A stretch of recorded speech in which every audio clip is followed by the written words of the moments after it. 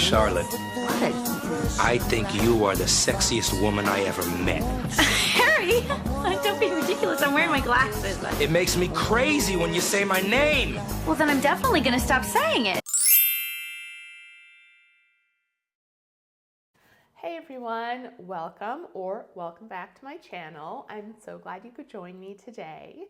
If you're new here, my name is Tanya and I am your resident family law expert, and on this channel I love to discuss all things related to dating, relationships, marriage, making up, breaking up, all that sort of stuff. So if that sounds like something that you would be interested in watching, I would love it if you could join me here. Please go ahead and give this video a thumbs up, subscribe to the channel, and make sure you've rung the notification bell. If you don't already follow me on TikTok, you can also find me there at Divorce Guru, where I make content almost daily about similar sort of topics. Today we're continuing with the series that I've been doing on the relationships in Sex and the City.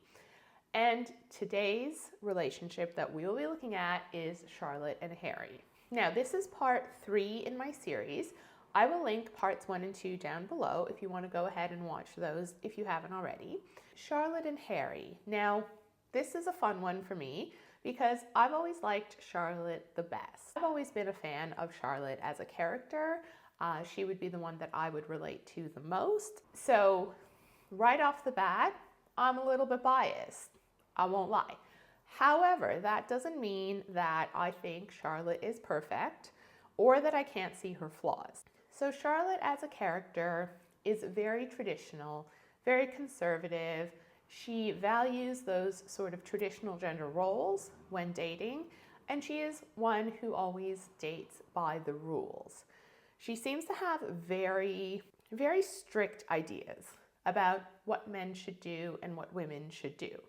If you want to get these guys, you have to keep your mouth shut and play by the rules. In terms of her job, she works at a gallery. It seems like she probably studied art history or something similar at university. She also seems to have a good financial situation. Even when she's single, she's wearing all designer clothing, living in a very nice apartment on the Upper West Side, which is no slum. Even this is long before her marriage to Trey and the fancy apartment. So she seems to take care of herself pretty decently, but we're not sure if that's from her job or from family money. It's never made clear.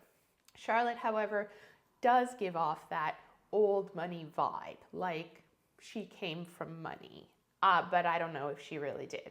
One of the really, I think, fascinating things about Charlotte as a character is that she's portrayed as really sweet and gentle and romantic, and she has these very fairy tale ideas about love, about soulmates, about the one, all of that sort of stuff. It's almost a little bit juvenile, but she is not naive. And this is where I find it interesting because in juxtaposition to that very sweet romantic nature, you can see through her behavior, some of the things she says, and also the choices that she makes in dating, that she has a very clear idea about what she wants in a relationship, and not just a relationship, but all of the lifestyle that should go along with that relationship. Let's just say she believes in soulmates, but in her opinion, her soulmate would never be a broke man. Like, I'm not saying she's a gold digger, but she's not messing with broke men either, if you know what I mean. And yet I feel like people can almost forgive her for that because she's so sweet. If I had to sum up her dating strategy, I would say that it's very much a date for money, marry for love approach. She would 100% never have dated Steve. She also probably would never have dated Smith. In many ways, Charlotte is almost ruthless in her pursuit of what she wants. And I don't say that as a criticism necessarily. It's more of an observation because in a lot of ways, I think women who are like Charlotte, they always get what they want. And I've noticed this in life as well. If you are very clear about what it is you want in your life, and you're willing to go out and do whatever it takes to get it, then chances are you're probably going to achieve that thing.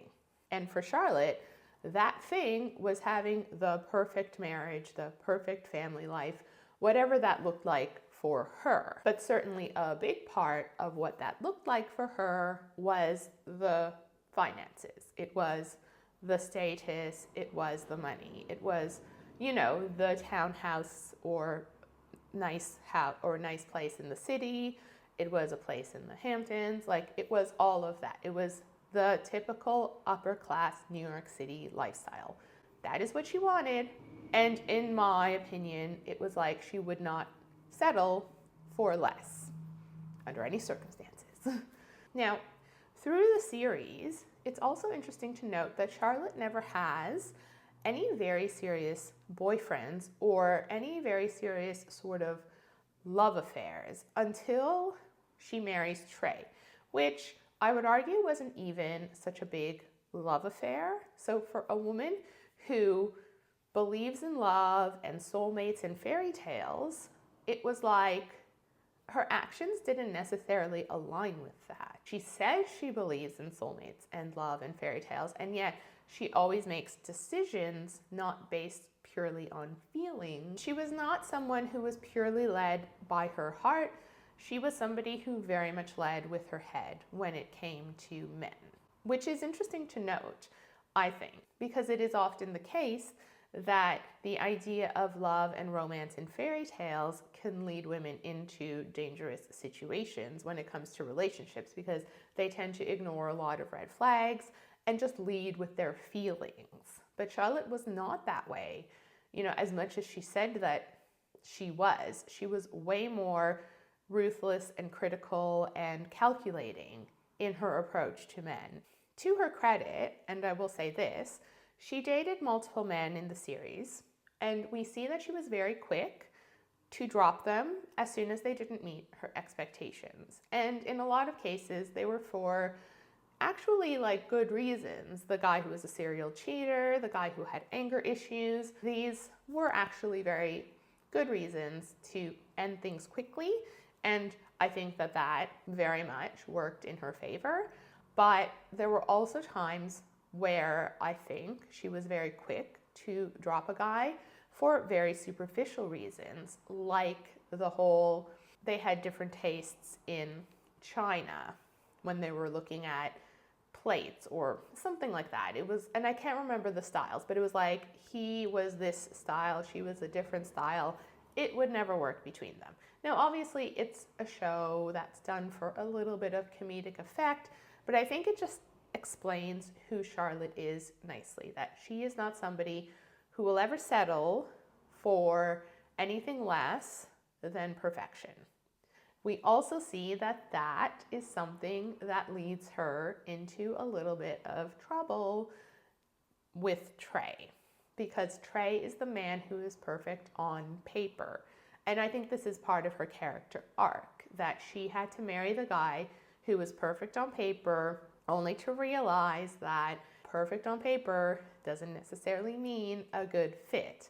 And obviously that relationship doesn't really last long, and they do get divorced. I could do an entire episode on that, so I won't go into much detail here, but I will say that, again, I think it worked in Charlotte's favor that she was willing to walk away when she realized that they were not in alignment in terms of what they wanted, and that what she wanted was to have children. Trey was not necessarily on board with that, at least to the extent that she needed him to be. And so she walked away from that relationship.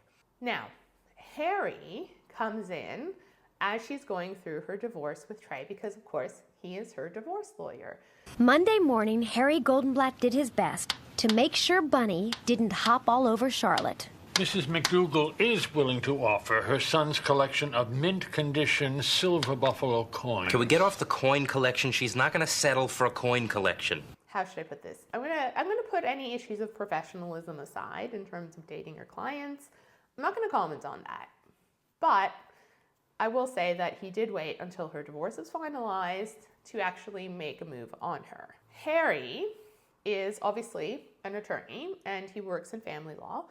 Charlotte doesn't initially see him as a potential prospect. I mean, aside from the fact that he was actually her lawyer, she says that later on, he's just not her type, meaning her type physically. And she clearly had a type, Ralph Lauren model type. Typical, preppy, tall, handsome, sort of man in a suit type. It was right about then Charlotte decided to be straight with us. I'm seeing someone, sort of. You're in a sort of relationship? It's ridiculous. He's so not my type. Is he heterosexual? Yes. But he's bald and short. And he talks with his mouth full. And I don't even want to be seen in public with him. And I hate his name, Harry, because he is everywhere but his head. Wow. Is the sex bad too? It's the best sex of my life. I think I might really like him.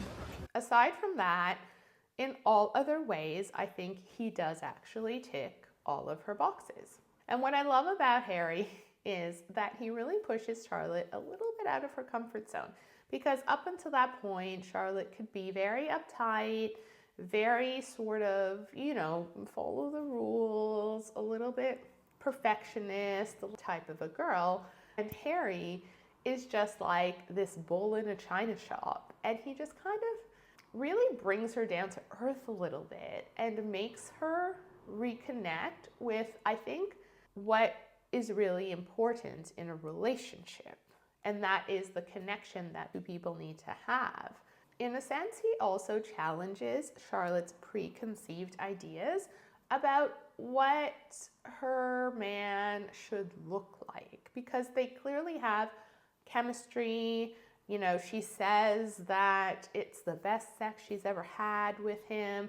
So there's obviously this attraction. She says she really likes him, but she still at the beginning is very fixated on his looks. Like he doesn't meet the typical beauty standards, so to speak. Although I don't think he's like hideously unattractive, and Harry didn't necessarily fit that mold for her. And yet she liked him. She was attracted to him. They had chemistry, they had fun together. And so it was like this was a moment for Charlotte to sort of deviate a little bit from what she had been doing before.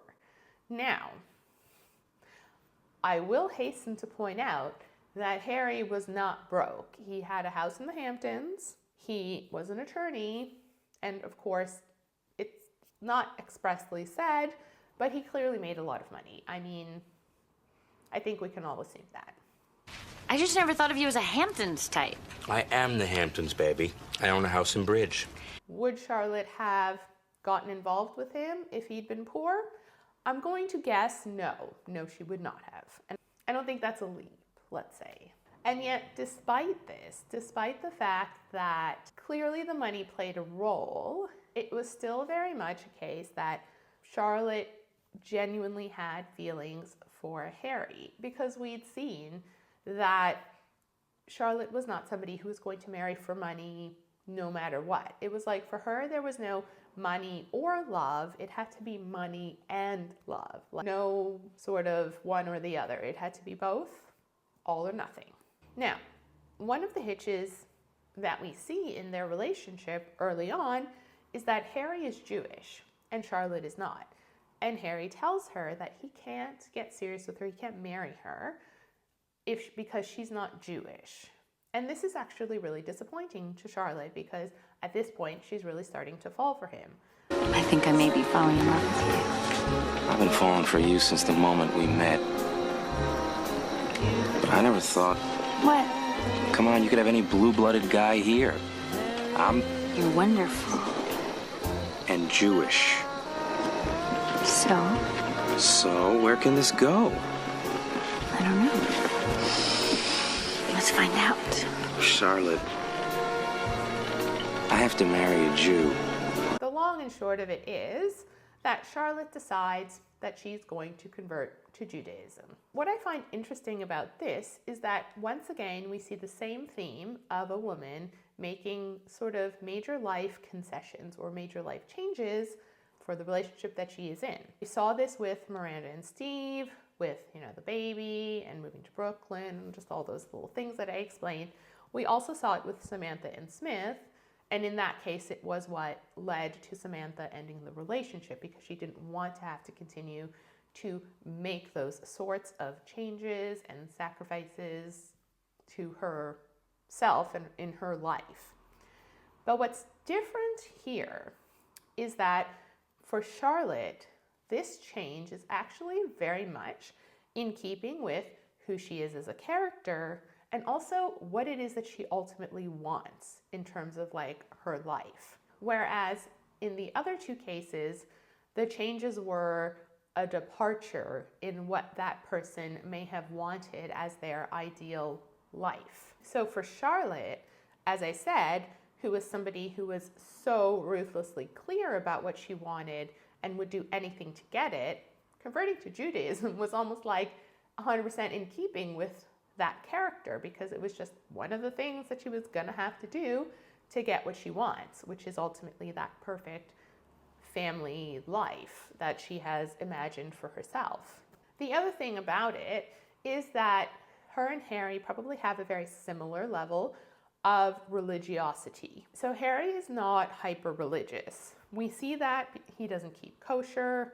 We see that he's not orthodox in his practice. He has the TV on during the Sabbath, which, if you know anything about Judaism, is a major no-no if you are actually a practicing Jew, like in that sense, meaning that he doesn't hold to the practices very strictly. Probably the way that Charlotte is Episcopalian in a Christmas and Easter sort of sense. However, it's still important to Harry that any woman he marries is Jewish. In the end, they do get married, but to be honest, I will say that while I love a lot of things about Harry, about the fact that he just worshipped Charlotte, he loved her, he cherished her, and he was always more than happy to make her happy and to give her what she wanted, I didn't love that he clearly wanted to marry her. He saw that she went through a lot of trouble to become Jewish for him, and he was not proactive in proposing. I would have liked to see him propose earlier when she initially started the process of becoming Jewish, the whole conversion class thing. I think it would have been appropriate, and on Charlotte's end, I think it would have been appropriate for her to demand it at that time rather than wait until she's already gone through this whole process and then get all freaked out about the fact that he's still not proposing. I think she should have just laid it down on the line and said, look, I'm happy to convert to Judaism and embrace your faith and your culture, but only if and when you propose. So you decide. And then he could have just, taken the initiative and actually proposed before she went through that process. That's what I will say about that. Ultimately, they do end up getting married and they do end up very happy together. So I guess it all worked out well in the end, but I just didn't love that storyline, like the way that happened. The other thing that I think is noteworthy about their relationship is that it is probably the happiest and most stable relationship that we see in this entire series. It is also the one that seems to hold most to those traditional gender roles. Now, of course, Charlotte, we know, actually prefers that. She wants to be the traditional woman in the relationship. She is very happy to fall into the homemaker and stay-at-home wife and mother role. So for her, that is not a sacrifice, that is 100% in keeping with what she wants. We saw gender roles become a point of friction in Miranda and Steve's relationship, which I discussed in their video. But it is interesting to compare those two marriages because I do think that they are actually representative of what I have personally observed in practice and what we know seems to happen when you look at studies and statistics on this issue. It seems, for a variety of reasons, that marriages where couples And obviously I'm talking about heterosexual marriages now between men and women, but marriages in which the couple hold more to traditional gender roles seem to have less conflict around the household duties and the division of labor within the marriage than couples where they are not holding as strictly to those gender roles. And I think it's just interesting to note that this is exactly what we see play out in this series. Now, my opinion on this is that marriage as an institution was very much created with these roles in mind.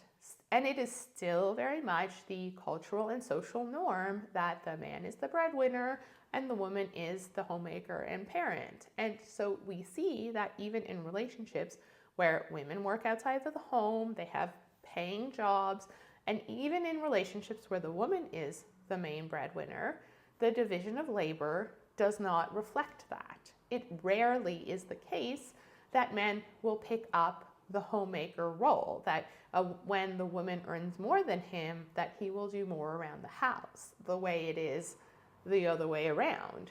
And I think that's because traditional gender roles, if you think about it, are like the script of marriage. And so there doesn't need to be any sort of discussion or negotiation about who is going to do what.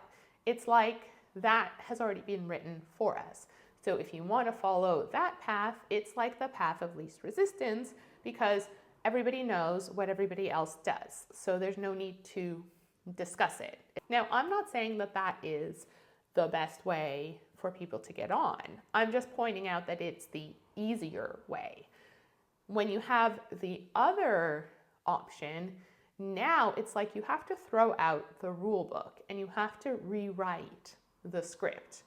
And often that requires a high level of communication skills, means that couples have to renegotiate what is expected in home duties, and it means that they really have to align on what they want their relationship to look like. And I think, and this is just my opinion, but I think what is often happening these days is that a lot of couples are not necessarily shifting the rule book because they want to, but because circumstances are such that they can't follow traditional gender roles because they can no longer afford to live on one income.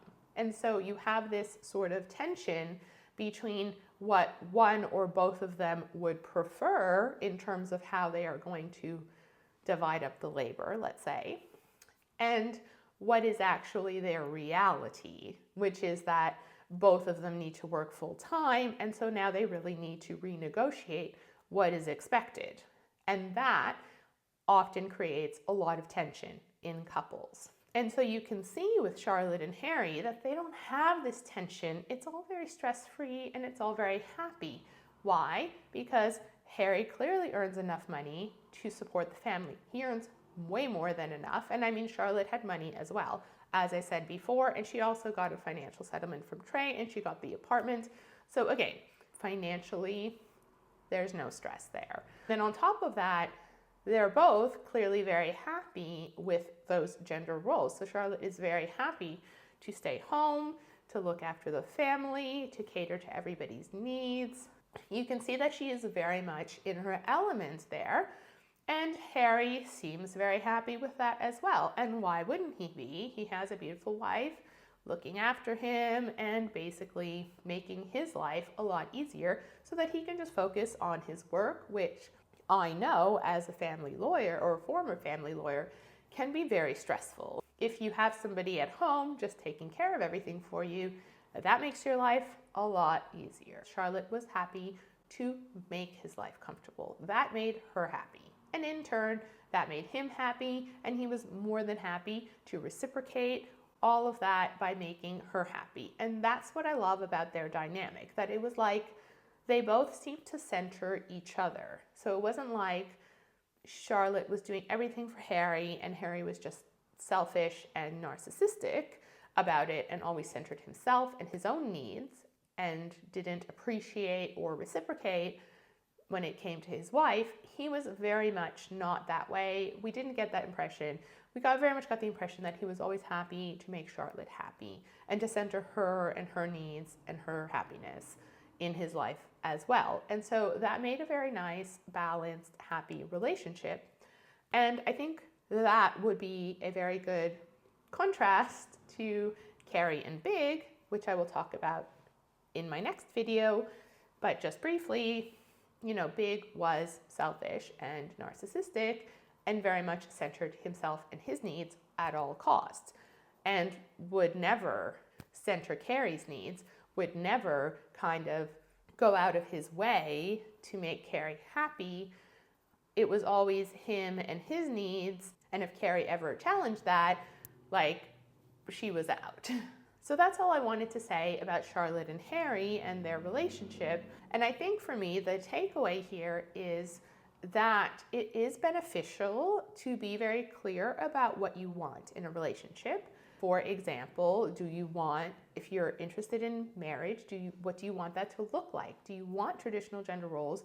Do you not want traditional gender roles? You know, being very clear about that before you even start getting serious with anybody really helps you vet the type of partner that you need to then be looking for. If you're a woman who does not want traditional gender roles, then you need to be careful about the type of man that you will pick to marry. Don't marry a man who values traditional gender roles in a marriage if that's not what you want. And vice versa, if it is what you want, and if you're more like a Charlotte, then unfortunately, finances kind of play a part in it, because you can't have traditional gender roles if the man doesn't earn enough to be the provider and the breadwinner to the level that would make you comfortable, whatever that level is. I mean, for Charlotte, it was like a very high upper class type of a lifestyle that she wanted, but that doesn't necessarily need to be the case for everybody. However, you do need to still factor that in. And a lot of unhappy marriages occur when that is ignored. And that's just the reality of life. Like, we need money to live. So if you want to be a traditional woman in the relationship with a man, if you want to be more of the homemaker and the stay-at-home mother, you have to marry a man who earns enough to provide that. Be clear about what you want and understand the type of partner you therefore need to be looking out for when you are dating, and vet for lifestyle initially. Of course, you should marry for love, and of course, you know, you shouldn't marry only for money and accept, let's say, bad treatment, bad behavior, or somebody who doesn't necessarily align with you. But I think the takeaway for me here is that you don't have to pick one or the other. You can date and vet for lifestyle, but then only ever marry for love. But that's easy to do if you never date anybody who doesn't align with your lifestyle expectations in the first instance. So if you would just never date them, then you're never going to fall in love with them. So that's all I have for you today. I hope you enjoyed this video. You know, let me know what you think about this relationship in the comments below. I always love to hear your thoughts and to discuss some of these issues further. I hope to see you here next time when I talk about the big one, Carrie and Big. But until then, have a great day.